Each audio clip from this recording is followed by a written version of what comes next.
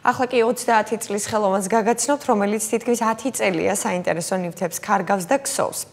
ფერწერული ნამუშევრების შექმნის პროცესი და სირთულეები, რომელიც შრომატევად ხელსაქმეს თან ახლავს. კანვაზე ხატვა 30 წლის მარიამ ავაკიანს სიმშვიდესა და ჰარმონიას გვრის. მიუხედავად იმისა, რომ ხელსაქმე არც ისე მარტივია, მარიამისთვის მნიშვნელოვანი მაინც დახვეწილი და გემოვნებიანი ნამუშევრების შექმნაა. კანვაზე ქსოვა ხელოვანმა 22 წლის ასაკში დაიწყო. მარიამის მიერ შესრულებულმა პირველმა ნამუშევარმა ახლობლებისა და მეგობრებისგან მოწონება დაიმსახურა. სწორედ ამან განაპირობა მისი შემდგომი мотивაციაც. ეს ნაქარგი ჩემთვის განსაკუთრებულია. იმიტომ რომ არის სულ პირველი ნაქარგი. ვერავის ვერ ვაჩუქებ, იმიტომ რომ პირველი ნამუშევარია. ეს ყვავილებიანი ლარნაკი მხოლოდ ორიგინალურობით არ გამოირჩევა. ავტორმა მის მოქსოვას ყველაზე დიდი დრო ნახევარი წელი მოანდომა. ეს კი იმან განაპირობა, რომ ნამუშევარში 25-მდე ფერია გამოყენებული.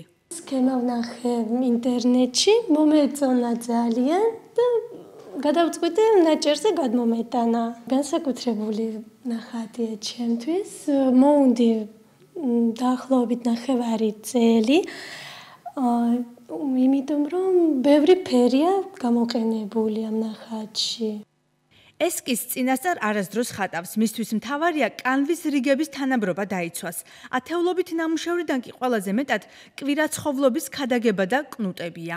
რამდენიმე ნაქარგი მაქვს გაკეთებული სურათიდან, ხონდ მე როგორც მომწონს, ისეთ ფერებში გადმოტანილი.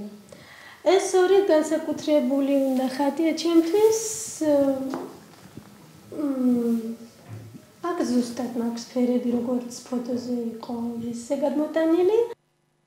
ფერწერული ნამუშევრების შექმნისას სუტაშს, თასმას, ბისერებს, სხვადასხვა ფერის მძივებს და ძაფებს იყენებს. ქსოვს და ქარგავს იმას, რაც მოსწონს. ნივთებს არასდროს ყიდის. მარიამი მის მიერ შესრულებულ ხელნაკეთებს მხოლოდ ახლობლებს ჩუქნის. ქსოვა მასწავლა ბავშვობიდან დედაჩემმა. ქსოვ ქუდებს, შარფებს, საოჯახო ნივთებს.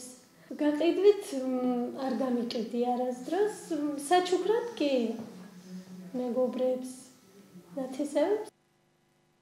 მარიამ ავაკიანი ახლა ტყეში მელიის ხატვაზე იწყებს მუშაობას.